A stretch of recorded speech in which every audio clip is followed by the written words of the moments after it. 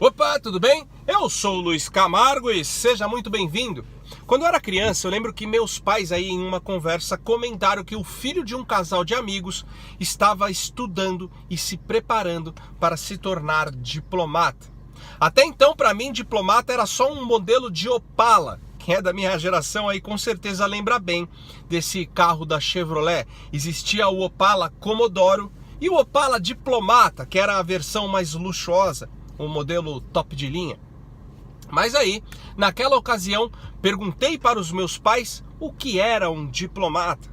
E eles não entraram aí em muitos detalhes, talvez pela minha pouca idade, mas falaram que era uma profissão importante e de grande prestígio social, em que a atribuição principal era de representar os interesses do país em nações estrangeiras, e que para se tornar um, era necessário ser muito inteligente, falar fluente outros idiomas e estudar bastante. Depois dessa conversa, fiquei decidido que quando eu crescesse, me tornaria esse tal diplomata, pois seria um trabalho bacana, assim como a versão de luxo do carro da Chevrolet. Só que alguns dias depois, eu já tinha desencanado aí dessa ideia. Afinal, ser médico, bombeiro, policial ou astro de cinema era muito mais legal. Bom, eu confesso aí que mesmo hoje, eu não sei muito bem detalhar aí todas as atribuições de um diplomata, muito menos a de um ministro das Relações Exteriores. Mas sei que o Bolsonaro escolheu para assumir esse cargo um sujeito que teve a aprovação do Olavo de Carvalho.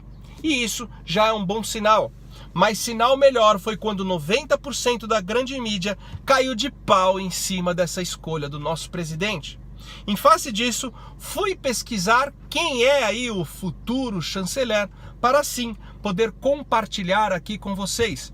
Mas antes, já deixa aquele like esperto no vídeo, vê se está tudo ok com a sua inscrição no canal, confere também se o sininho está ativo. Então vamos lá.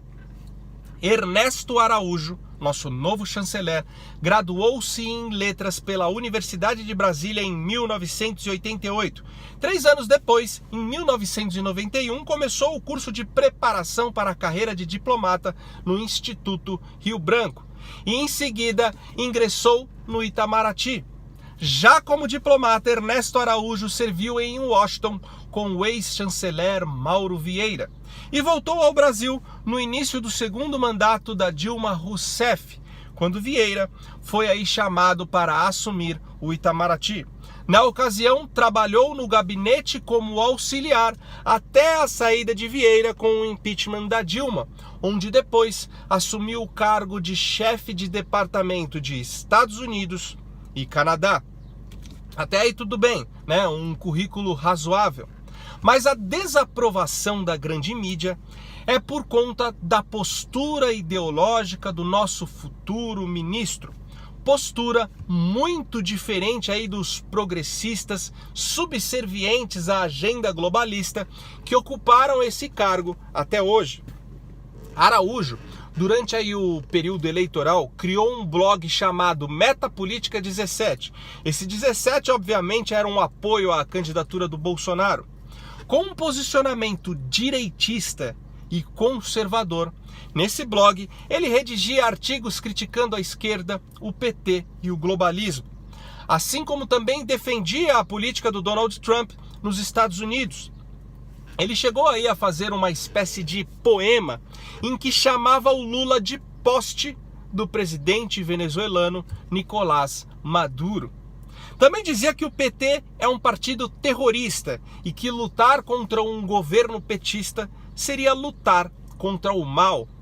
Em um artigo de 27 páginas, publicado na revista de política externa do próprio Itamaraty, Araújo fez uma longa defesa de Trump, apontando aí que o presidente americano quer salvar a civilização ocidental do islamismo radical e do marxismo cultural globalista.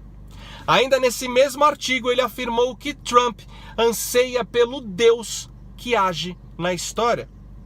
Convenhamos aí que afirmações desse calibre em um meio repleto de socialistas é no mínimo corajosa. Mas você consegue perceber a importância disso?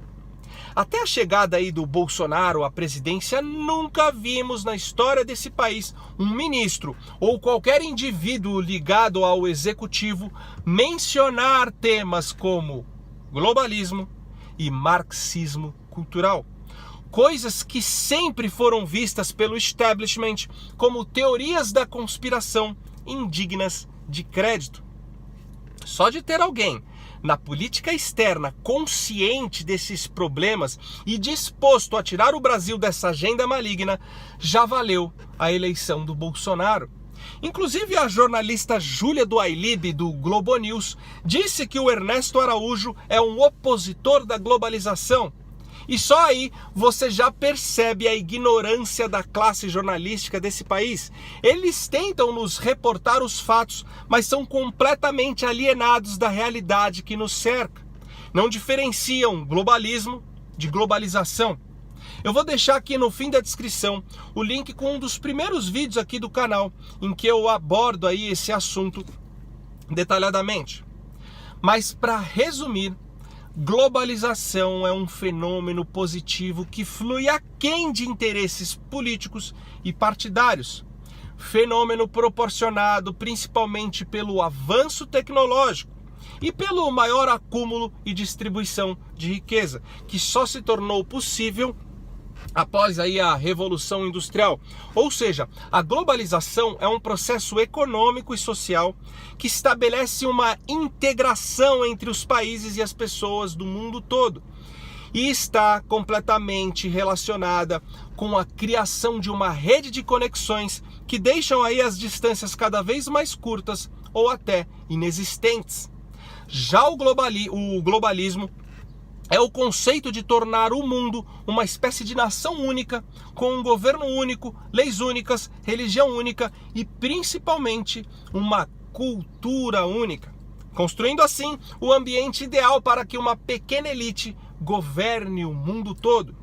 Temos que entender que ser conservador no escopo político é ser a favor da autodeterminação dos povos, da descentralização do poder e do controle local e democrático das próprias leis.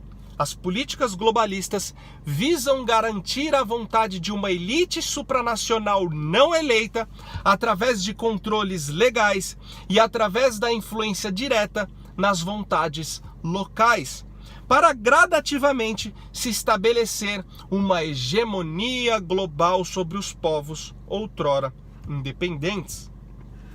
Bom, mas o que mais me surpreende nisso tudo é que o Itamaraty também se revoltou com essa escolha do Bolsonaro para ocupar o cargo de ministro das Relações Exteriores. Os diplomatas viram Ernesto Araújo como uma afronta, uma quebra de hierarquia. E em nota ao portal Terra, uma fonte disse que nunca alguém que ocupou um cargo de terceiro escalão, um cargo tão baixo, foi alçado a chanceler.